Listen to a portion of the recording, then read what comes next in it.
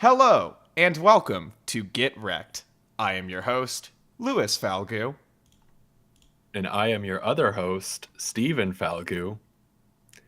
And this is our spooky episode. Oh, Ooh, scary ghost. Get Recc'd is a spooky little podcast where Louis recommends something to me and I recommend something to him. And then we talk about it in the following week. Can you think of anything scarier than that? Here's the theremin. Ready?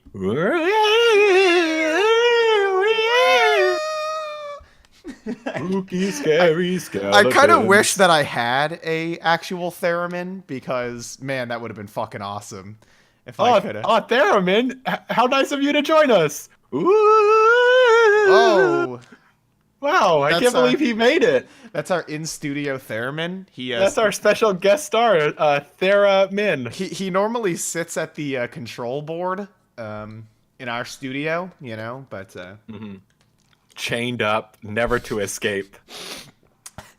which is very spooky. Very spooky! Yeah, so we've got a nice little scary podcast today, and obviously it's Halloween, late night at Halloween, which is like double Halloween. Right, and I don't know if you can tell from our voices, but we're both in costume right now. Yes. So we told you to listen close for that. So if you listen closely, you can hear the costume. And I think I said that I would wear a lavalier mic so you could hear my costume rubbing against it, but sadly I forgot to do that. So, I didn't forget the costume though. So you don't need to worry about that. But I did forget. To be clear. Yeah, I did forget. We're actually recording live as we're trick-or-treating. So just to make it as spooky as possible. Yeah, so the intermittent trick-or-treats are not a gimmick. That's just us opening doors. Or going to doors, I suppose. If we're opening doors, that's breaking and entering. Which we are not doing. Stay safe on Halloween, everybody. Stay safe. The greatest trick of all, breaking and entering. Okay, well, I did want to say, though, so last episode we set a theme. It was not a Halloween theme, it was just a horror theme. But obviously it was for Halloween. Which means that the two things we'll be talking about today are horror related? I can't really say horror genre, although that is also accurate. Horror adjacent. Horror inducing. There we go. Yes. One of them's a horror film, so. And actually, we're going to begin with what I recommended to Steven, if that's okay with you. Yeah, let's do it. So I recommended to Steven the debut album by New York? I think New York. I hope that's not wrong. New York duo Suicide. This album came out in 1977. It is a synth punk album. I'm just going to let Steven take it from there. So, Louis, I wanted to ask you, what specifically about this album, other than its name, and it's got kind of a spooky undertone, what specifically about this album made you want to recommend it for this themed episode? Frankie Teardrop. Okay. That's what I probably had assumed. Yeah. Well, I mean, the whole thing, but specifically Frankie Teardrop. Right. Okay, so I'll talk about this a little bit. We can kind of go back and forth here. I just mentioned it, but there's definitely some spooky undertones here. I think the one thing about this is I was listening to it for the final time today. I've listened to it a couple times now, and it definitely fits very well on this All Hallows Eve. Mm-hmm. Because there are a lot of spooky undertones. It's one of those, God damn it, Siri. It's like every time in this thing. She just wants to say. Sorry, I don't know that one. Alexa doesn't know that one, everyone. The thing about all of these tracks is there's kind of this, forgive me if I'm wrong here, but it's like this, a lot of the sound is blown out. There's a lot of what sounds to me like reverb. Yes, there's definitely a lot of reverb. That is accurate. Blown out is definitely not the word I would use, but I think what you're saying, because generally in these songs, the vocals are mixed significantly louder than everything else. Yes. But instrumentally, what you've really got is just this really bizarre drum machine that has this like really distinct hiss to it. It's this practically the same drum machine on every track, or practically the same sound on every track, and then some very, very, very minimal synth work on top of that. That's all you've really got going on instrumentally. And I think the combination of that gives it that kind of spooky, scary vibe. Yeah. That I was definitely into. The track list is not long. So the last thing we talked about was a 1-track album.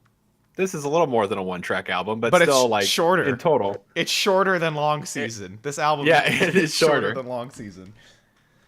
Because besides Frankie Teardrop, which is like a 10-something minute track, all the rest of the tracks are a couple minutes maybe. Mm-hmm. Sure. It opens with Ghost Rider. I think Ghost Rider sets a really good tone for this. Again, you get that kind of spooky, scary thing, a lot of reverb, and it really kind of sets the pace and the precedent for the tracks to come, for the most part. I would say this track, or this album, the one thing I noticed about it is it slowly descends into madness. Once you get to Girl, so Girl is just basically a lot of moaning, honestly.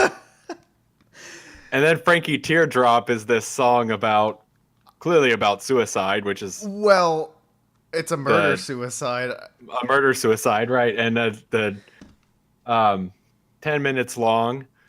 So what I wanted to say... According to 13-year-old Lewis, Frankie Teardrop is the second scariest song of all time. I must agree with Lewis, seeing as I, too, am a 13-year-old. So a fun fact, actually, that I do want to mention. My most viewed video on this channel is a video I don't like. I'm not proud of it. In fact, I hate it. But it's the top 10 scariest / most disturbing songs of all time. Now, I wasn't really into music all that much at this time. I certainly wasn't listening to albums, and I certainly never heard this album. I got all of those picks from looking at other people's lists and listening to those songs. As a result, if I were to make that list today, it would look very, very different for the most part. But Frankie Teardrop was indeed the second pick on my list. And the reason for that is, the reason I knew about the song is, and I'm interested that you're not immediately bringing this up. I'm sure we'll talk about it. But this song is, I don't know if the right word is famous or infamous, but it is very well known as being one of, if not the most disturbing song ever released and ever recorded. Certainly, I definitely, let me put it this way, having listened to all the music that I have, if I were to make a top 10 list, it would still rank top 3 without a doubt. And re-listening to this, despite having heard the song quite a few times before, it still works. And I don't want to focus all of our attention on Frankie Teardrop, but I think that that's certainly what some people watching this are going to expect, because that's the centerpiece to this album. That's what makes this album and this group, I think, exceptionally well known.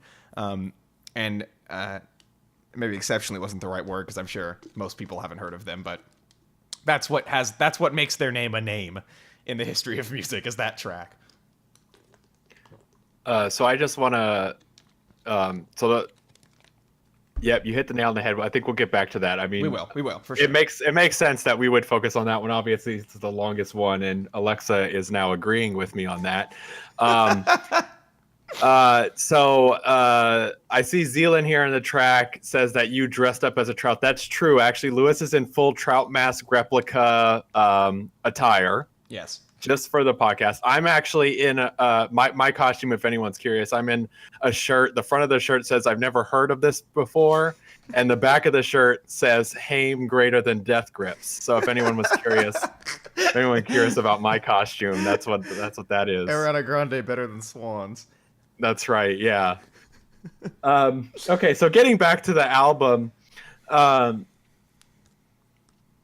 So I'll talk a little bit about the tracks. The thing is, I will say just pretty much top to bottom, I really enjoyed the sound of this thing. And you mentioned it before, but the sound is pretty much pervasive throughout the entire track list.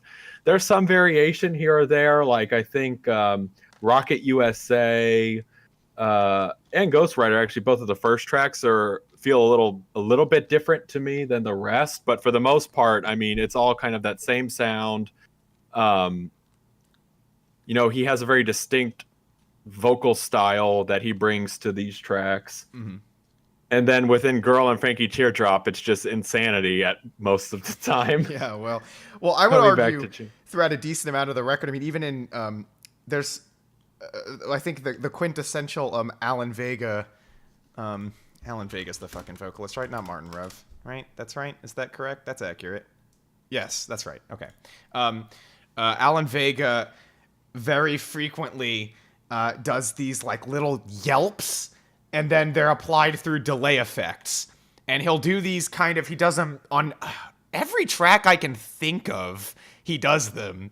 Of course, some songs more than others, but on Ghost Rider, he does it a few times. It's almost like it's not quite a scream, but it's very close. Yeah. And it especially comes out in the track that I expect us to talk about the most here. Yeah. Frankie Teardrop. Yeah.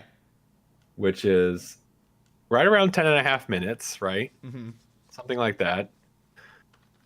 The part that sticks out to me the most is the part where there's basically like a gunshot and screaming. Yeah. Which happens quite a bit. Well, so I'm debating whether we should get into that song now or whether we should talk about everything else first and then talk about that. I feel like that would be better. Because seeing as Frankie Teardrop is towards the end of the album, you've got the first disc, or not disc, the first side of this thing setting the stage for that. And I don't just view this album as Frankie Teardrop is the scary one and everything else isn't, because this entire album is extremely unsettling. And I think that it's very political, and the way that these lyrics are delivered is it's hitting you in an emotional way that I think most political narratives or political art wouldn't ever try to. It's got this very like working class focus where he's writing these songs. A lot of them are about working class people. You've got Johnny, you've got Ghost Rider, Frankie Teardrop, of course, and then a song about Che Guevara, which isn't exactly pro Che Guevara. And even the songs like Chilean Girl, there's something very like, I don't know. It still feels like it's keeping in that space, because it seems like there's this undercurrent of just desperation throughout this record. In the first track, he says America is killing its youth, so it gets there pretty quickly. But, of course, it gets there full force later. And I feel like the way that these lyrics are put up against these sparse instrumentals is just truly one of the most terrifying things I've certainly ever heard. Yeah, the pause, especially, is just, like, weirdly disturbing. Right? A lot of these tracks have vocal, like unnervingly long vocal pauses. Yes, yeah.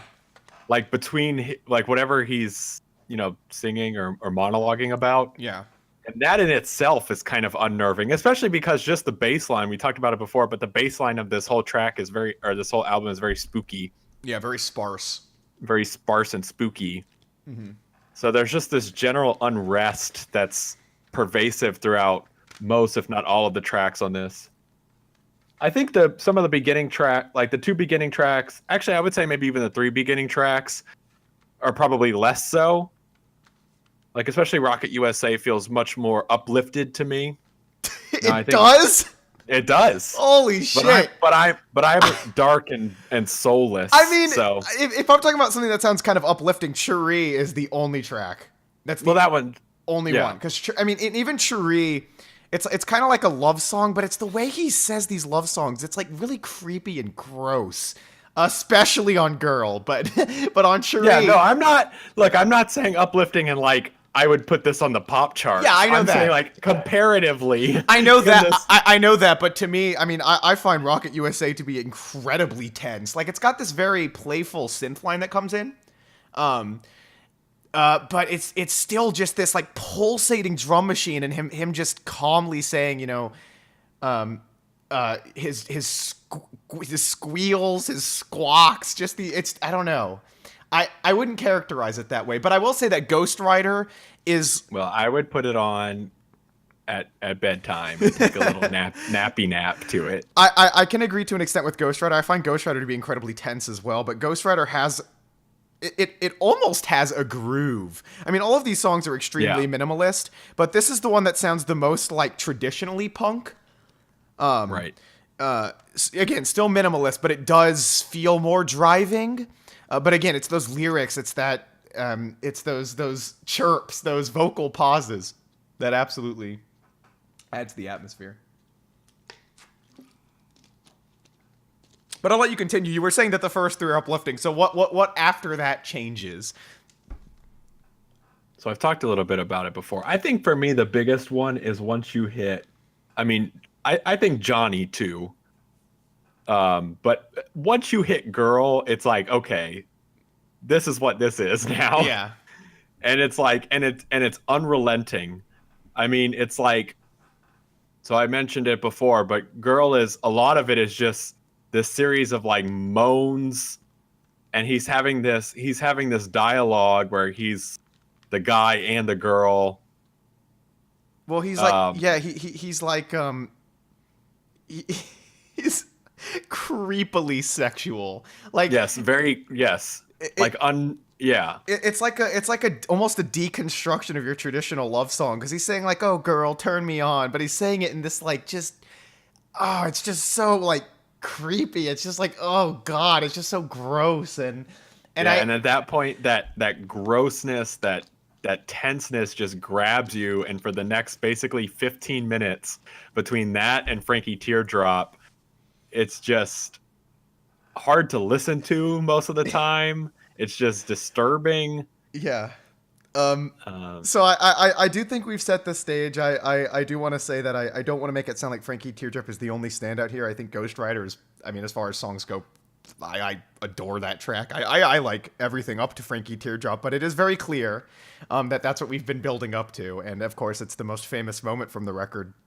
I found it interesting as well that when I recommended this yesterday, somebody in the chat specifically asked, is that the one with Frankie Teardrop on it? So I know that that's what people want us to talk about. And I'll let you start. This song I would not classify as a song, honestly.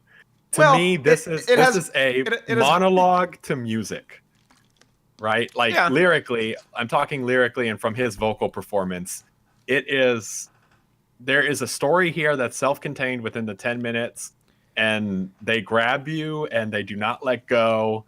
And there's not really much instrumental variety either. I mean, throughout this whole album, we talked about it. Most of it's like the same, but not in a bad way, right? I mean, that's very unique. It's unique. Yeah. And this is like they take it to the nth degree.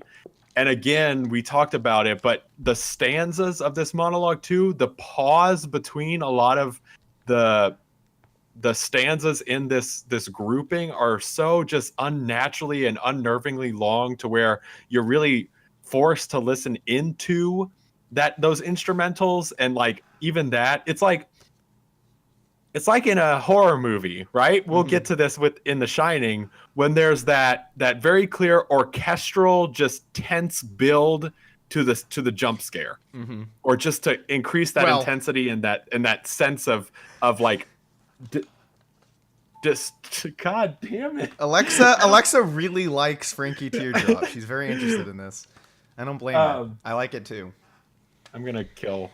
I think that Alexa. He's gonna kill his wife and kids. I think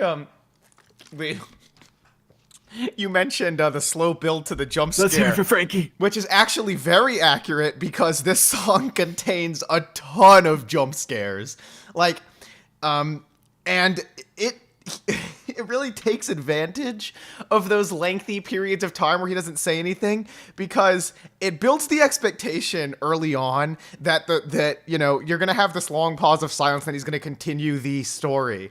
But a little while into the track, instead of continuing the story, there will be a long pause, and then he will just scream as loud, like so loud it overpowers the music behind it.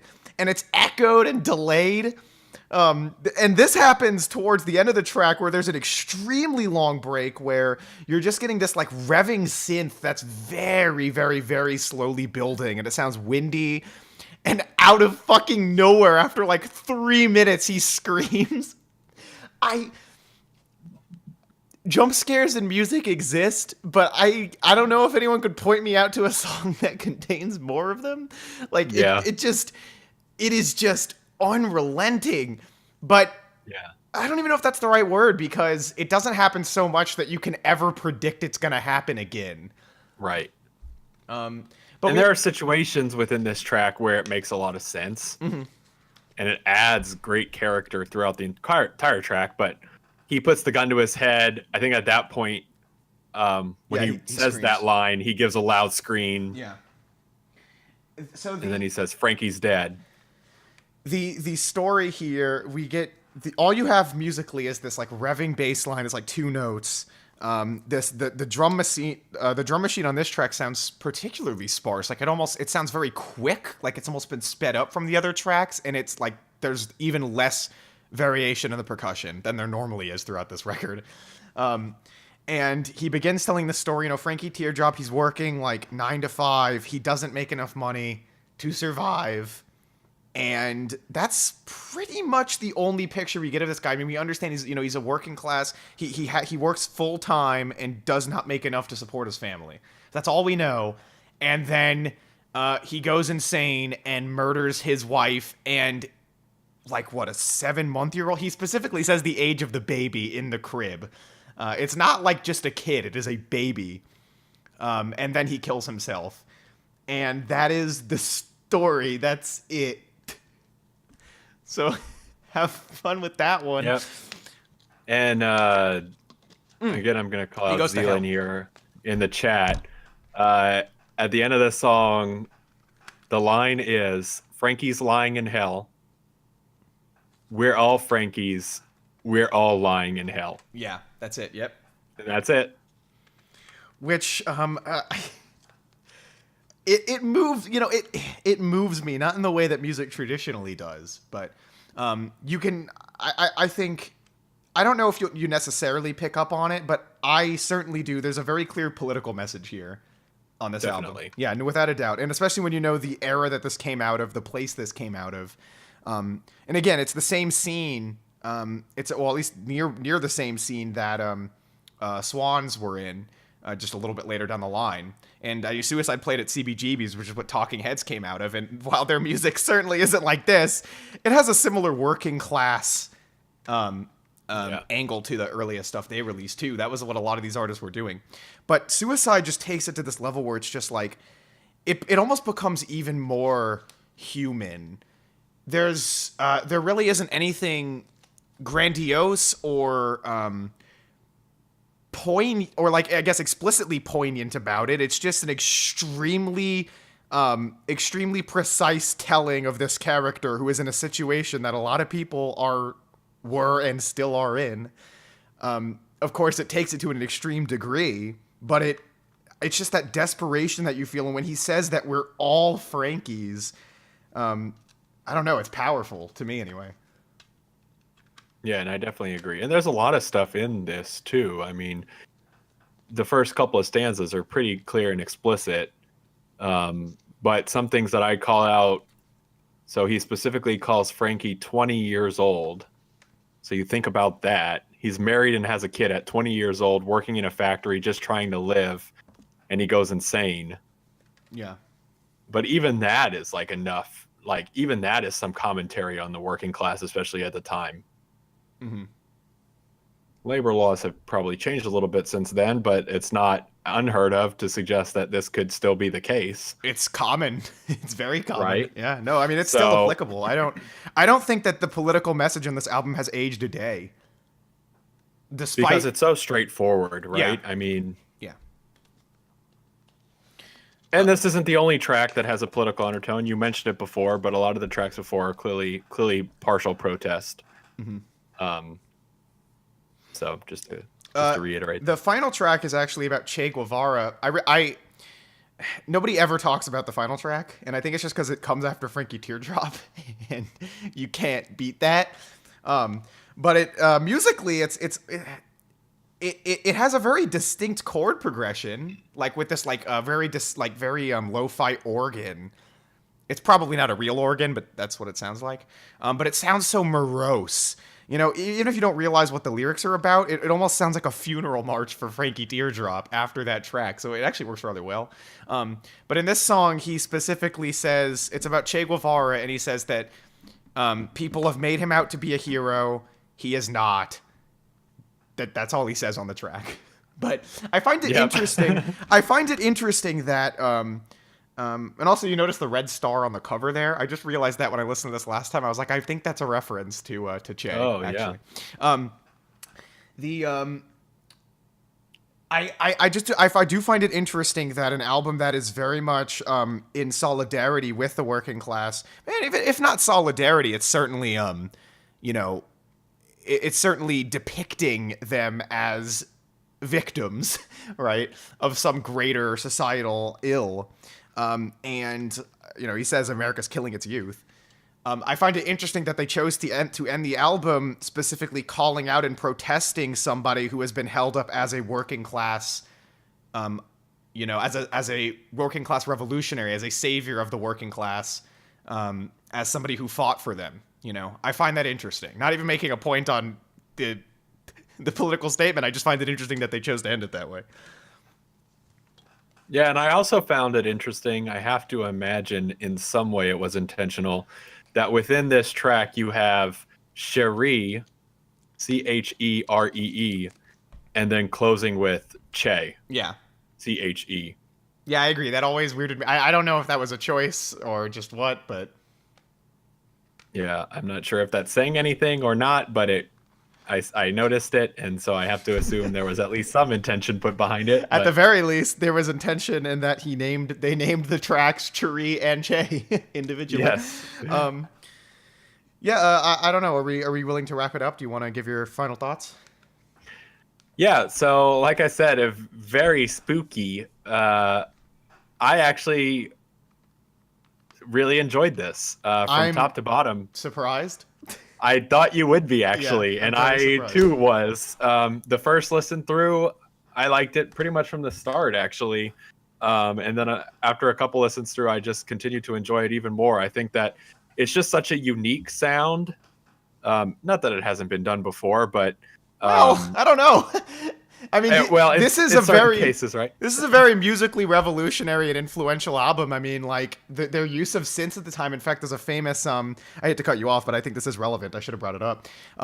There's a famous tour they did in Brussels where they played Frankie Teardrop to the crowd, and the crowd rioted because they thought. I mean, they took it at they just didn't know how to take this.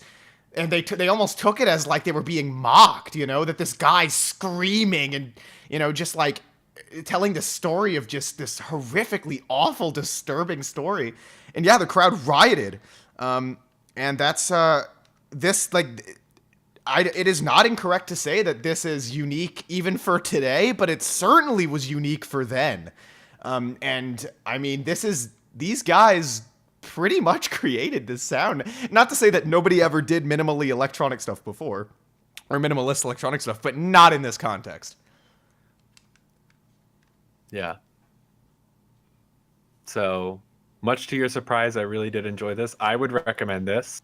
I think I'd probably give it 7. I'd probably go 7.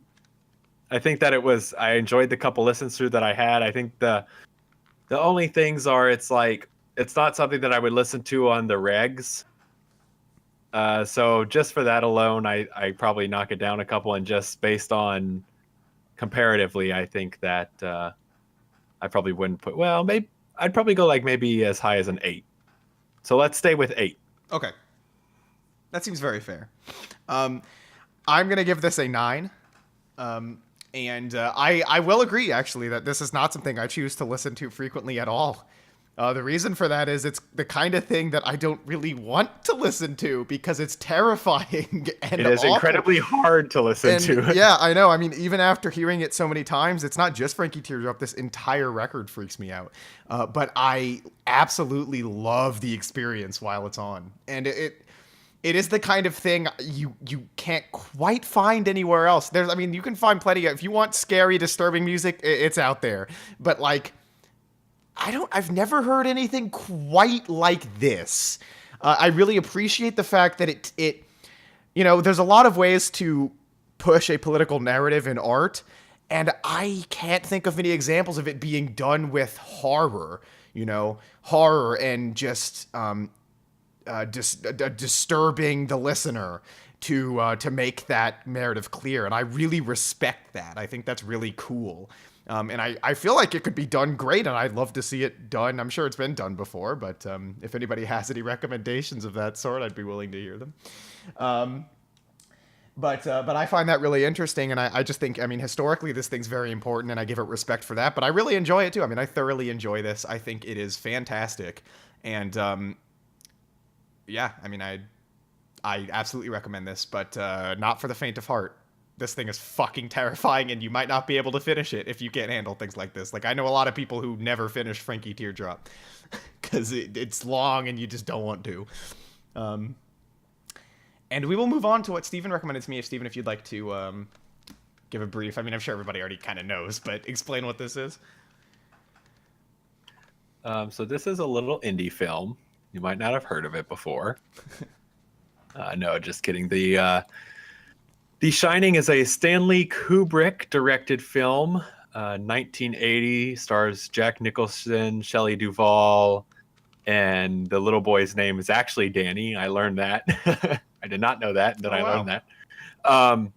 This is based on a Stephen King novel. I have to assume one of his first novels, honestly. At this point, I didn't know he was a writer for even that long, to be fair. But he's still doing it. He did not like this interpretation of the film. He didn't, no.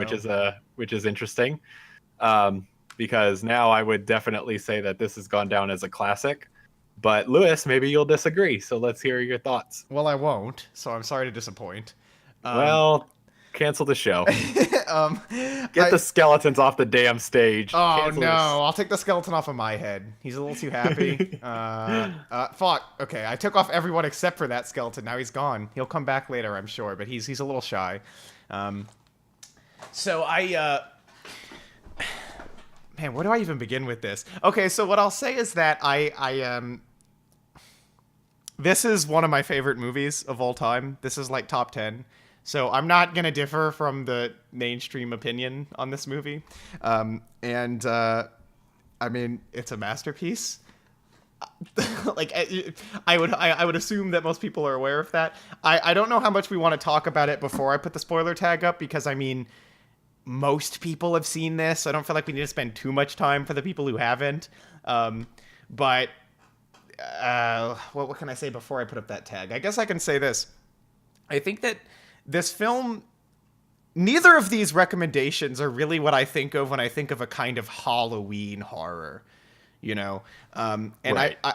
I find that interesting. But this movie is a psychological horror, and it is especially so, because I think the scariest thing about this movie is the amount of dread that it extracts from every single shot, from every single scene, from every single moment. It doesn't, nothing needs to even really be happening, and the movie will just fuck with you.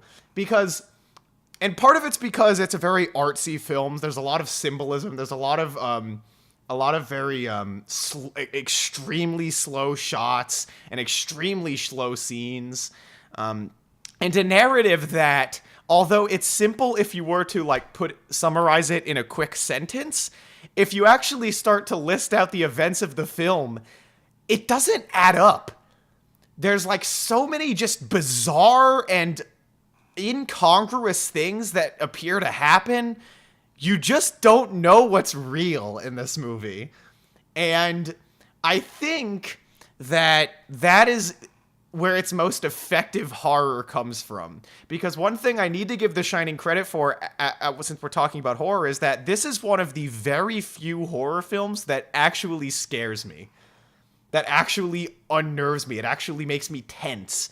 I don't tend to really get... Horror movies just don't tend to do it for me. But this one does.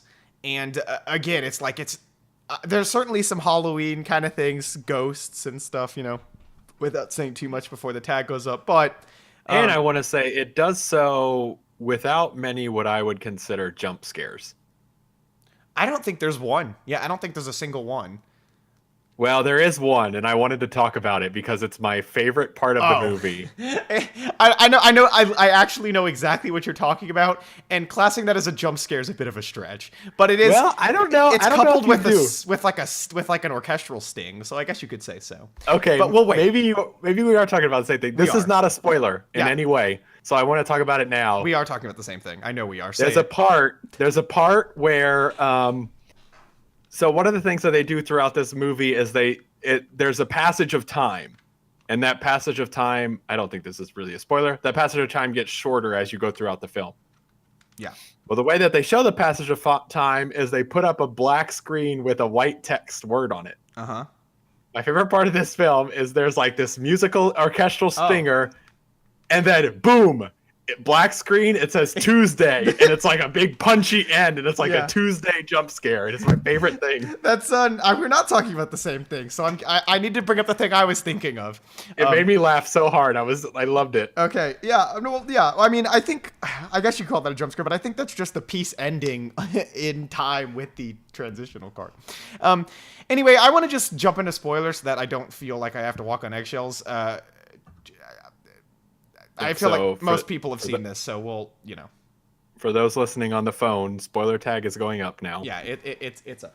That doesn't mean I'm gonna talk spoilers the whole time, but I don't want to be constrained. So, as I was saying, this movie it does a brilliant job of blurring between Jack Torrance, the main character's just insanity, and what's really going on. Oftentimes, these things will just be a hard cut. What I mean is, there is a famous scene where he goes into the bar, which is empty, and he sits down and begins speaking to the bartender. The camera shows the bar again, and there's a bartender there. And the rest of the scene, they're having a conversation until Wendy shows up, and it cuts to her, it cuts back to Jack, and the bartender's gone. And there's a lot that's done with this, where for the most part, like you can be mostly certain that what just happened was you were watching something that Jack was hallucinating, but the film's never clear enough on that you're honestly not sure sometimes. Especially when, towards the end of the film, when shit just goes batshit nuts, everybody starts seeing these weird things that weren't there before, and not just Jack. So, while a lot of it may very well be symbolism, it works on a better level, too, to enhance the horror, because you as a viewer just don't know what is going on. I mean, there are certain points where it's just like, why was that there? And the thing that thought you were going to mention was when she looks in a doorway and there's a dude in a fursuit blowing some other guy on a bed with an orchestral sting. And it sounds funny, but like for whatever reason, when you're watching this scene, it's like terrifying. You're just like, what the fuck? It does that a lot too. And there's some other scenes we can bring up, but I'll let you say some stuff. Yeah, a lot of just general absurdity. I think that's probably the most absurd thing that you see. But yeah, and I think what's interesting about that is that you as a viewer are taken along into the descent to madness that Jack is with Jack. Mm-hmm. Right? By doing this, you almost, as a viewer, become equally as insane as he is, because all of this absurdity that's going on is just only intensified as he continues to become himself more insane. And you mentioned it, all the characters around him, as this film progresses and gets more intense, they also start to visualize and see all of this absurdity and this craziness, but in a different way. That's the interesting thing. Yeah, like she sees a lot of skeletons, which he was not seeing. I found that. Yeah, we're seeing a lot of skeletons too right now. 4 specifically. Actually, technically 6, because there's a skeleton inside you at all times. Oh no! Anyway, what were you gonna say? So one thing I wanted to mention, I forgot to mention when we had the spoiler tag down. So oh well. I want to even say that the location that it's filmed on is the location that this book was based on originally, but I'm not 100% sure about that. However, I do know that the location I do believe is also within Colorado. It was a hotel built on the side of a mountain. Most people thought it was on an Indio burial ground. It was up next against a cliff or some caves that have a certain mineral that is supposed to intensify apparitions and ghost sightings. So I just wanted to get that out of the way, because that is something that I think is interesting to know about this. Yeah, and this is a very... Go ahead. Okay, I was going to say, go ahead. This is a very cliche, kind of pretentious film essayist thing to say. But in this film, I very much believe the hotel to be an additional character. In the sense that... Yes. I think you learn and see so much in this hotel without ever learning enough. That and not to mention... there's a lot that I was paying attention to the exposition of this film, rewatching it, that actually made a lot of things kind of connect. So I want to talk about some of the more interesting, symbolic, artsier stuff in a little bit. But the Mr. What's his name? Holloway? Dick Holloway, is that his name? He's the cook, right? And he says to Danny that there are places that shine. So The Shining, he's referring to this ability that some people have to be able to communicate without actually talking. It's basically like mind reading, but it also is able to show you events that will occur or that have occurred. And you're able to connect with other people that shine. And he specifically says that there are places that shine, meaning that this house is shining as a result of the tragic event where a keeper of the hotel in the 70s murdered his wife and daughters. And so Danny sees the daughters multiple times. He sees flashes of their corpses in one of the most intensely, viscerally disturbing scenes. That, I think, is the most disturbing scene of all the scenes. And the most famous one. And it's a continual flash back and forth. Yeah, you can barely see it. It's not like a flash of them and a flash of them dead. It's like you're getting this cut between them alive and them dead on the ground, chopped up and bloody. Yeah. And again, it's so quick, you barely see it, but it's like you see it just enough to know what you're seeing. It's horrific. And I said that's the most famous scene. That's not really true. The Here's Johnny thing's probably more famous, but you know, the scene he's going through the hall, he turns the corner and both the girls are there, and oh my God. But yeah, the whole element of this film, the titular element, The Shining, is really abstract and vague throughout this film. But on the newest viewing, I pieced it together a little bit more. I think there really is something going on with it throughout all three of these characters that we could explore, but I just am not certain. Our stream connection is getting a little shitty, so I apologize, people, if we're cutting in and out. Nothing I can do about that. We look like we're okay now. Sorry about that. Anyway, but it does seem at the very least that the house is shining, and that may be why all three characters are picking up on the ghosts. I mean, it's unclear, but again, I actually think that confusion adds a layer to the movie as a horror film. Which I don't know if you agree that's where the horror comes from, but to me, that is where the horror comes from, almost exclusively. I mean, obviously, you've got the murder and shit, but, like, to me, it's the confusion, it's the abstract imagery, the abstract shot composition that's just, like, that's just squeezing dread out of everything that happens. Yeah, that's what I wanted to hit on. Like, I think that all that is true, but for me, the other thing is just the cinematography and the orchestral score as well are something that just a masterclass in tension building. Even in situations where you shouldn't feel tense at all, right? I mean, the way that it's shot and the way that it's scored are the two things that create that tension. Yeah. Like, for instance, when Danny and Wendy and Mr. Holloway first meet and they're in the pantry room, there's no reason really for you to have any suspicion that anything is happening.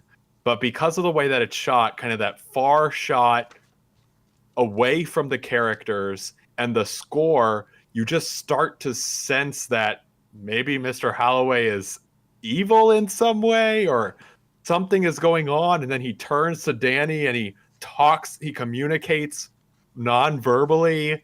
And then in that moment, to your point of the abstraction, they then decide to leave Danny with this guy, and you as a viewer don't know his intentions. Mm-hmm. You've just been given this audio and visual information that you should not trust him.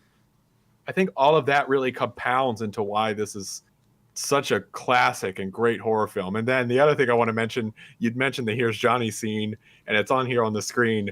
The way that Wendy is just screaming and everything in the corner is just so incredible. Oh god, no, it's extremely intense. And her, like, just the way the music pounds while she tries to, like, climb out the window and shit, it's just like, oh my god, it pulls you on the edge of your seat. The score is amazing. I have to agree with you. It is brilliant.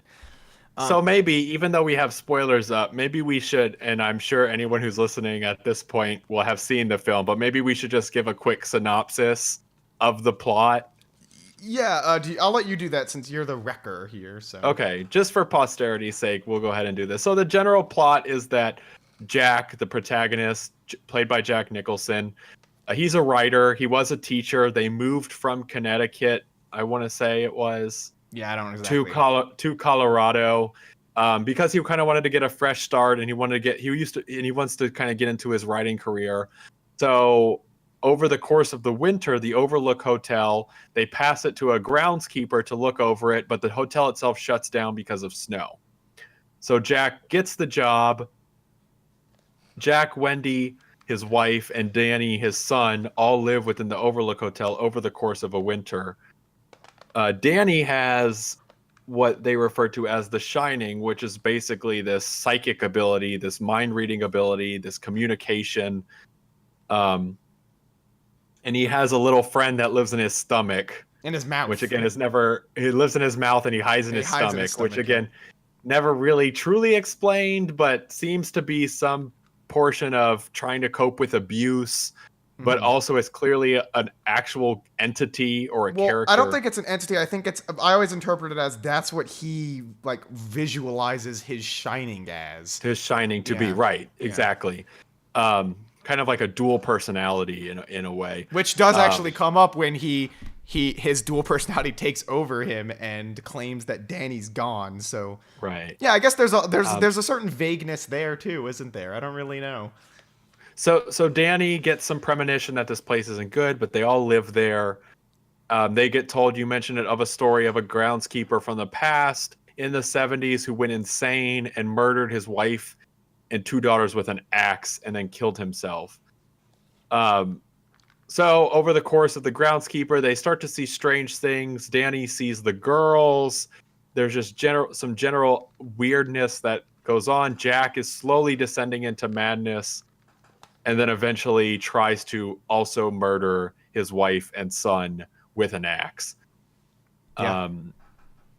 And that's really the plot, right? But his wife and son do eventually escape is the only difference. Yeah, and he dies. Jack dies. Spoiler alert. And then he ends up in a picture frame with everyone else. Yeah, we'll get to that. We'll get to that because I have. Yeah, we'll get there. I have a bit of a theory, but it's not concrete. So that's the basic plot, but like I said, you could summarize that plot in they stay at a hotel. The kid is psychic, and the dad goes insane. Right? Like that's the plot. Yep. But as you're watching the film, there's so much else that's going on. Like don't get it twisted. I don't believe that you're witnessing his descent into madness. I mean, it is very clear that by the end of the film, he is more insane than he was at the start. But throughout the film, it kind of fluctuates. Like, in one scene, he'll be really insane, and then the next, he'll seem less insane. It's not like this gradual descent, right? I think a lot of people describe it that way, and I just don't think that's accurate. Yeah, I wouldn't say that either. And I mean, just from the start, he's always a little bit off. Yeah. Even in their initial drive. So one thing that happened, the incurring event or the inciting event that created Danny's dual personality was that Jack had gotten drunk one night and pulled Danny too hard, and Danny had an injury. Yeah. And you can always kind of tell something's off with Jack. Even in that initial drive out to the Overlook Hotel, they're talking about the Donner Party, and the way that he's describing it, and the way that he talks to Danny and his wife is just not in a loving way, almost in an abusive way to a point. And throughout a lot of this film, he is quite abusive to Wendy, and only gets worse. Yeah. So yeah, I would agree. And there's a scene where, I mean, there is a scene where he has a nightmare that he murdered both of them. And in this scene, he seems genuinely terrified at the prospect of doing that, right? Like, it's one of the few moments where I think you do see that it seems like he does love them, and he's horrified at the fact that he might have strangled Danny, who, like, shows up in the room with, like, bruises on his neck, which Jack didn't do, as far as we know, right? But he knows that he could have. And that's another thing to my point, that I don't think he just descends. And I think that, yeah, the way they set up the incident, it sounds like he's abusive and has been the whole time. Granted, not like murderously abusive, but, you know. And it's like every opportunity he gets when he's speaking with these ghosts, hallucinations, it's hard to tell. When he's speaking to them, he's just shit-talking his wife, you know? Saying, like, she's such a nagging bitch, which, again, we never see. Like, he's just an asshole the whole time. Yeah, there's a lot of racism and sexism from him and the ghosts. Yeah, the ghost specifically calls Dick Halloway the N-word. Hard R N-word. Yeah, so, and that's something I wanted to touch on, which we'll get to in just a second. But I want to get through some other stuff. One scene I wanted to specifically mention is the Room 237 scene, where Jack has to hears that Danny was choked by a mysterious woman in Room 237, which Dick Halloway warned the kid not to go into, right? And he did. We follow Jack into the room as he meets this naked woman in the bathtub. He's seduced. They start making out, and then he looks in the mirror, and she's like a rotting, decrepit corpse that just starts cackling. And this is one of the most terrifying scenes in the film, and it's not just because of what exactly is happening. It's the visual presentation. Not only do we see her as this corpse cackling like I don't know, some like fantastical witch or something, you know, it's just bizarre. But as we're seeing this, it's intercut with shots of the corpse in the bathtub getting out of the bathtub. At the same time, we're seeing shots of the corpse standing up and laughing at Jack. And it's another one of these like cognitive like disconnects that just makes it all the more intense and unnerving because you're just like, what the fuck? Like, it's hard to even connect the shots in this scene.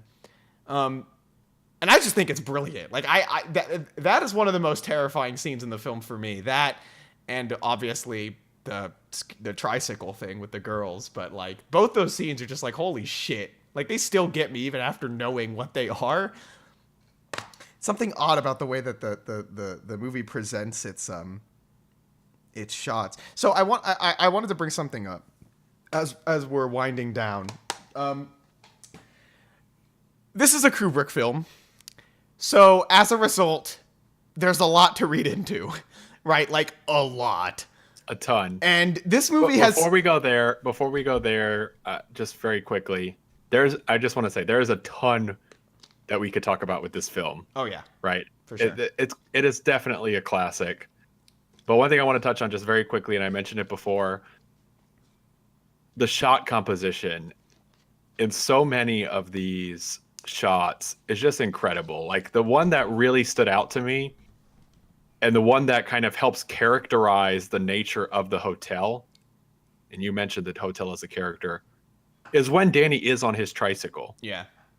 So, like, in one scene, you have Danny like triking down the hallway, and it's not a tracking shot.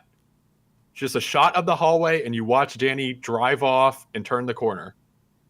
It's simple stuff like that. There's a shot where Danny's riding his trike, and it is a tracking shot, but it's a far tracking shot on the side of Danny going through all the rooms as he's passing them by.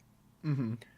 All of that, those little details are just so help to really breathe life into the characters and what you're seeing and what you're experiencing. And it just really made me think of your points on whenever I recommend a TV show to you and how static and dynamic every shot is.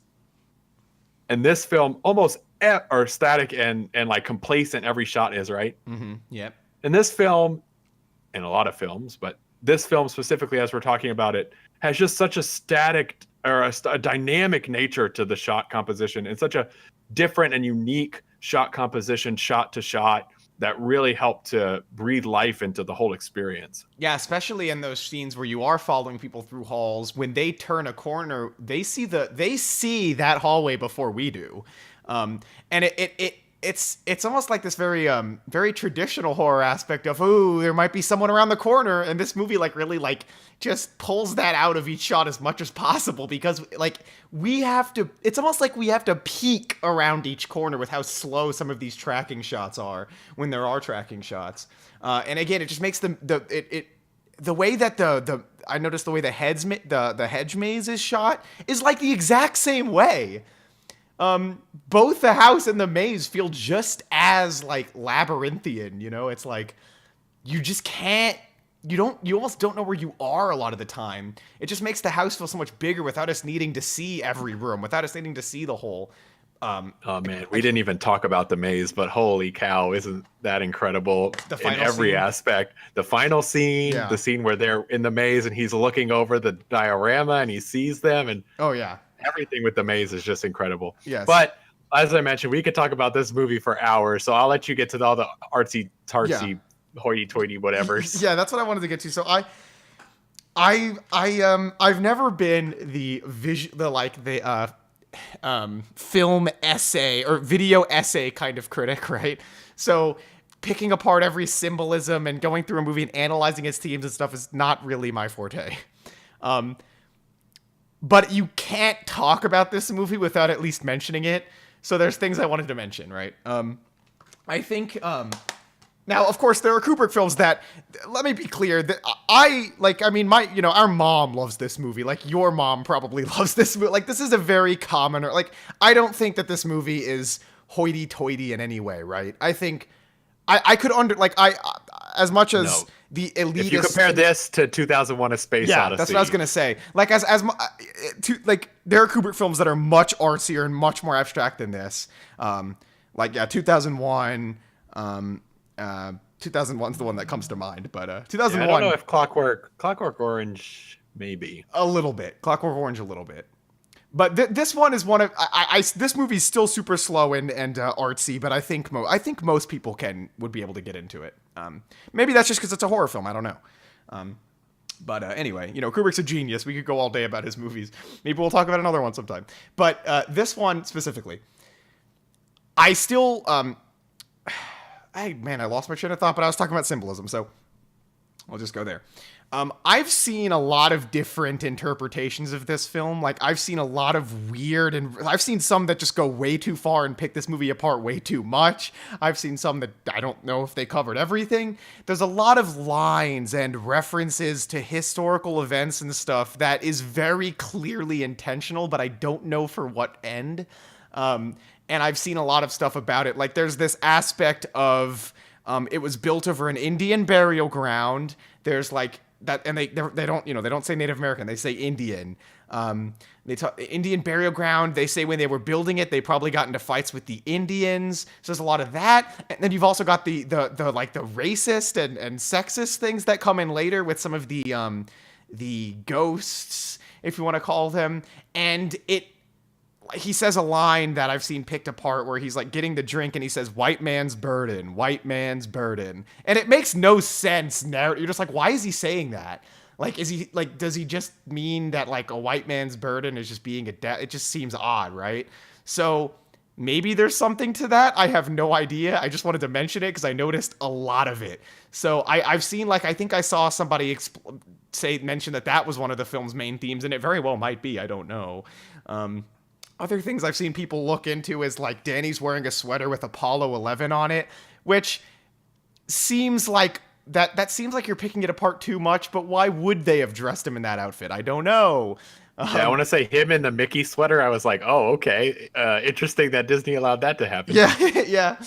But there's there's an intention to some of these things because there'd be no reason to dress him in something like that. So there's a lot of symbolic stuff. There's got to be some theme that's tying this together. I can't figure it out, but I just wanted to mention it. But one thing that I think is the most pertinent to our discussion is that the very final shot of the film, we zoom into one of the pictures that we've seen on the wall throughout many scenes. We just couldn't see it, right? We just saw the picture in the background.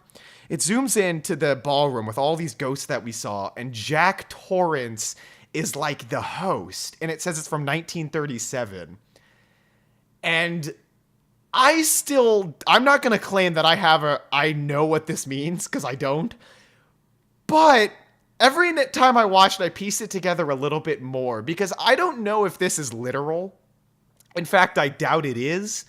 But it doesn't come out of nowhere. I noticed on my viewing, for one thing, when Jack Torrance is in the bathroom with that ghost, there's this very odd dialogue where he finds out that this ghost is the guy who murdered his daughters and wife, right? And he says, were you the groundkeeper or whatever the hell? And he says, no, I don't believe that I was. But then the ghost says that he corrected his wife and daughters, so he did kill them. But he tells Jack that Jack has always been the owner. And that is what this picture implies, right? So you get the impression that if even if it isn't literal, I think it's very clearly saying on some level that there's like been a ton of Jack Torrances, that this house is almost creating Jack Torrances.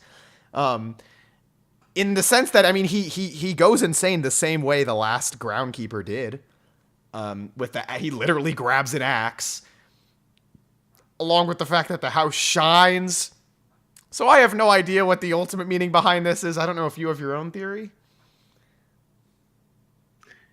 Yeah, there's some implication, obviously, that, okay, well, I think one initial reading could be, is that story that they're telling his story, right? So from the very beginning. But I don't know if that's the case. I think that's kind of hard to piece together, especially because Wendy and Danny do get away at the end, right? Yeah. And they see a lot of these things, but I guess you could theoretically put it together that potentially. You could also say, as you mentioned, there's just always a groundskeeper that's going crazy and doing these things, but it's only happened once. The thing that's especially confounding about this is that Jack finds out that the ghost that he's talking to is the guy who killed his family in the 70s, but clearly the party that they're at, the party where all these ghosts appear and Jack is conniving with them, is in much the same way the same party that's in the photo, and clearly is a party that is not in the 70s. Yeah. Right? It's clearly a party 20s, 30s maybe. Yeah, and also the guy's like a butler. Like he is And he's not a butler. what you were told. It's very strange. I don't know. The house clearly has a character in that the house lets him out of the freezer that he gets locked into, or the house occupants, the ghosts, right? Uh-huh. And they say, we were told, or you told us that you were going to do it. We don't believe you, and dialogue in that nature. Yeah. So the house is clearly, and the ghosts of the house are clearly goading him to become this person. But is it just that he's a lookalike? Yeah, who knows? I have no idea. Who knows? All I will say is that when I see this final shot, even if I never piece it together, I almost hope I don't, because there's something, and it's the same way I said about the whole film, there's something inherently unnerving and eerie about not having any clue about some of this stuff. Like, I genuinely hope I never get a rational understanding of all of these events, because I actually think it would hinder the movies, it would hinder the film's atmosphere. It would hinder the film's intent in a way. I don't know. I don't think you could. Yeah, I don't think you could. No, right? I honestly believe, and this might be ignorant of me to say, but I honestly believe a lot of this is intentionally disparate.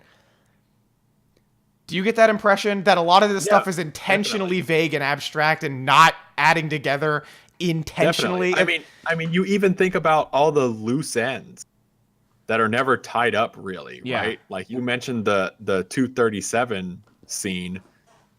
Where is that? Yeah. Where did that even come from? Who is that? Why was there a corpse in the bathtub, and why was she standing up and getting out of the tub at the same time? I don't get. And then he locks the door and he says, "Nope, there was no one in there," and that's it. Yeah. You never go back to this. You don't know where it came from. You don't know what it is. Yeah. So that's my interpretation of what Kubrick was going through. Because if you look at a film like 2001, you can read into that and get a very, very, very clear thematic tie throughout the whole film. It's definitely thoughty, but you can do it. I'm not convinced you can do it for The Shining. I think whatever you come up with is going to leave stuff out. And I don't view that as a problem. I think it's brilliant. I think it enhances the dread and the horror of this film. And so I've never read the book. I don't know. Have you read the book? No. So I don't want to attribute any of the story elements to Kubrick, but King did hate this interpretation. So I don't know how much he came up with, or I have no idea. The only reason I was going to say that is I'm not sure how much of any of it is explained in the book. I'd be curious to go to the book and see, is it laid bare in the book? And Kubrick just kind of abstracted a lot of it, or I don't know. Who knows? Yeah. I mean, given what I've heard of Stephen King books like It, I haven't read any of them, but given what I've heard, I wouldn't be surprised if he just explicitly tells you every single possible detail you could want to know. But again, he hated this interpretation. Unfortunately, there's no way of knowing, because no one reads books. So. Yeah. Last thing I want to say, Mysterious Coconut in the chat, the kid is terrible. As in, like, a terrible actor. Because I don't agree with that. I don't give kid actors credit, and I'm not going to give this kid actor credit in saying that he is as good as the adult actors, because he isn't, but I don't think he's bad. Yeah. Let's talk about, that was the last thing I did want to talk about, the acting a bit. So I agree. There are parts where he is supposed to play a serious role, and you can tell that it's hard for him, right? I mean, and comparatively with the other actors. But man, when he flips into the other personality and the red rum scene, that kid is perfect. And his portrayal of the convulsions as he's trying to channel to Mr. Holloway, that is incredible. Oh, yeah. Yeah, I mean, just the basic line delivery from the kid is pretty subpar. But especially the scenes where he sees scary visions and he's horrified. Like the look at his face is like, it's incredible. I'm like, how did you'd almost Him have to seeing the terrify a twins. kid to make him give those faces. It's convincing. Him seeing the twins especially. So yeah, I don't think he's definitely not among the worst kid actors I've ever seen. He's not among the best either. Again, I'm not the person who just gives kid actors credit. I don't think he's great, but I really don't agree that he's terrible. I don't agree with that at all. I think there are scenes in which he's actually really good, and it works for me anyway. So and then the other acting so everyone in this film does a great job, but God, Jack Nicholson in this film, yeah, he's incredible. just his descent into madness and his insanity is just incredible. As I was watching this, I was like, it is so clear why they chose him to play the Joker. I mean, yeah, he plays this character to a T. It is crazy. Just the scene of him and Wendy, the long shot of Wendy walking to him and him getting so angry that she entered the room. That scene is so powerful because of him. Yeah, no, for sure. But I want to give credit to Shelley Duvall. I don't think she gets a lot, definitely. but she deserves it. Because when she is great in this movie. I mean, you mentioned the scene where she's screaming as he's busting down the door, which is probably her best performance. But like, she always has this undercurrent, like she's uncomfortable and knows that nobody is like that her husband's not having a good time and that he's pissed off and that he might be dangerous towards her, right? Like you see it the whole time and you know she's aware of it. When she's talking to the child therapist about what happened, the way she's talking about it, it's like I think it's a really, really subtle performance because even though she's not explicitly saying it, you know that like while she's saying this, she knows how bad it sounds to say it out loud. And I just think there's a lot of subtleties in her performance. She's great, and she deserves more credit than I hear her get. She's fantastic in this. But yeah, no, for sure, Jack Nicholson steals the show. Jack Nicholson, not Nicholson, but yeah, he steals the show. Yeah, her naivete too, right? Or at least sure. her faked naivete to all of this that's happening. Her just sincerity and compassion, and then when she does pick up that bat, and from then on. Yeah, no, you feel for her for sure, and this movie is great. Do we want to wrap it up? Should I put the spoiler tag down? I think it might be let's time. wrap it up. Okay, well, I will give this a 10 out of 10. Without a doubt in my mind, I don't struggle to give it that score at all. This is a masterpiece. This is the greatest horror film I've ever seen. Yeah, this is. Yeah, I will definitely say this is the greatest horror film I've ever seen. I will say that. This is in my top 10 favorite. I mean, look, it's a fucking Kubrick movie, right? Like, obviously it's great. I have yet to see some more of his films, but I haven't seen a single one of his movies. Of the movies I have seen, that I wouldn't give a 10. You know, like this director is deservedly revered as one of the best. And he's made classic after classic. This movie, I mean, Full Metal Jacket's amazing. 2001 is fucking incredible. I mean, his movies are amazing. Dr. Strangelove. Strangelove. Oh Didn't he randomly direct or produce some like kids movie or something? I don't know like, about that. But yeah, I thought not that I'm aware of. But anyway, I mean, there's some I've yet to see. But yeah, I mean, he's just brilliant. And this movie is Eyes Wide Shut. That was the kids movie I was thinking of. Yeah, that's the one. Yeah, it was kind of hard. Kids movie. It was kind of hard for kids to see it because of that like NC-17 it got slapped with initially. But yeah. Anyway, but yeah, no, this movie's amazing. I don't really have anything else to say about it. And yes, I recommend it absolutely. And I think this may be my first. I'm not 100% sure about gave that. Westworld a but 10. I give this a 10 out of 10 too. Just incredible, top to bottom, incredible. Also in my top 10 movies of all time, easily. There's just so much to say, but I think we did as best a job we could in the short time we had to talk about it. I love this movie. The other thing I wanted to say, this is like so very specific, but there was someone at my work today who dressed their cubicle up in the Shining apparel. They like basically typed up all work and no play makes Jack a dull boy that's all over great. their cube wall and everything. It was so good. That's great. And I saw something on Twitter where somebody hosted a Shining party and they called it the Shindig, and that was awesome too. They even put all the people who intended the party onto the picture frame. So perhaps perhaps I was wrong to say it wasn't a Halloween. I mean, I do understand this is kind of a Halloween mainstay. I just never really took it as that kind of movie. I don't know. Perhaps because it's like artsier and thoughtier. I don't know. Yeah, it's not your classically. It's not like a slasher, like a Halloween or a Friday the 13th or. Okay, so I think we'll move on to my recommendation to you, Steven, if that's okay. Yep. Sadly, the skeletons have got to go. I want you guys to say bye to Billy the skeleton, Ashley and Zoe. Not Ashley and Zoe. Okay, now Ashley and Zoe. Now they're gone. And name the last one, Steven. What's the creeping, skulking skeleton? What's his name? Or her name? Maurice. Maurice or Loris? Both. Okay, Maurice. Goodbye. Yes. Steven, I'm going to recommend to you a YouTube channel, and specifically a series on YouTube. This is the first time that I've done this to Steven, for Steven. And, you know, I understand that this recommendation would have been perfectly appropriate for today's episode as well. But who cares? It doesn't matter. Steven, I'm recommending to you the series on YouTube, Don't Hug Me, I'm Scared. This is a YouTube series. How do I describe this? It was from an art collective. I forget what their name was.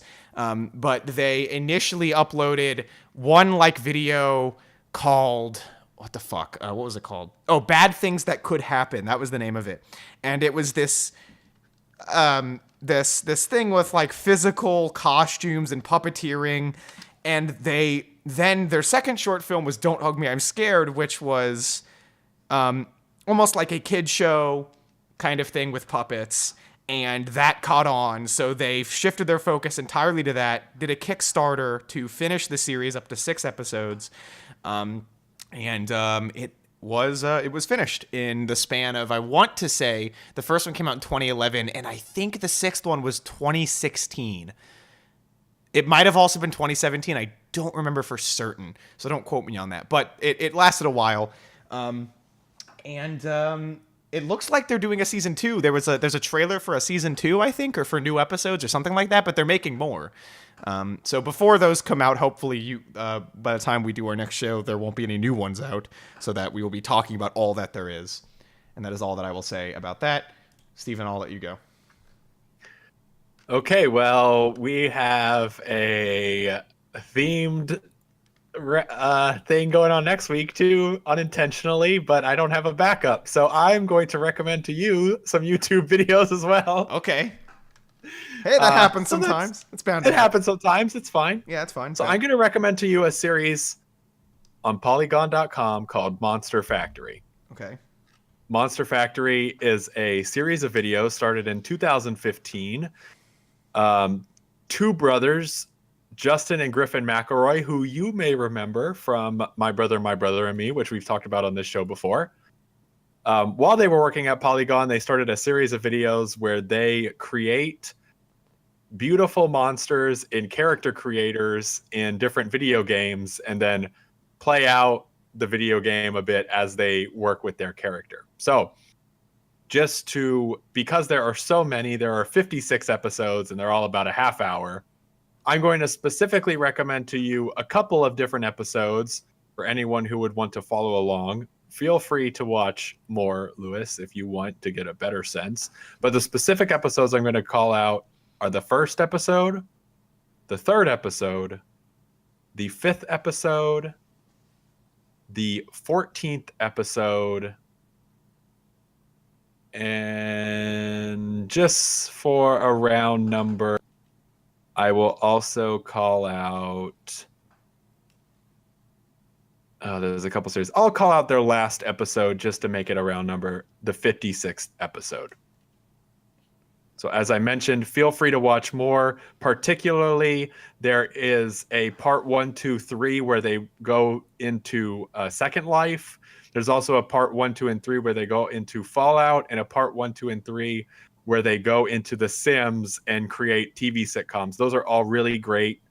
But if you don't have time, just stick to that list. And anyone who's following along, feel free to just stick to that list of episode counts.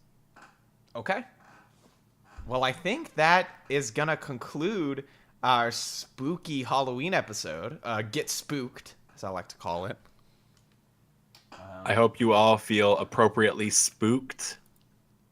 Yeah, I and are definitely ready for this spooky day to end and for us to get back to not having to be spooked anymore. I'm just tired of all the dang spooks. It's been 11 hours of spooks today. Oh, yeah. Oh, look at that. And There's now a little, we've got it. Oh no.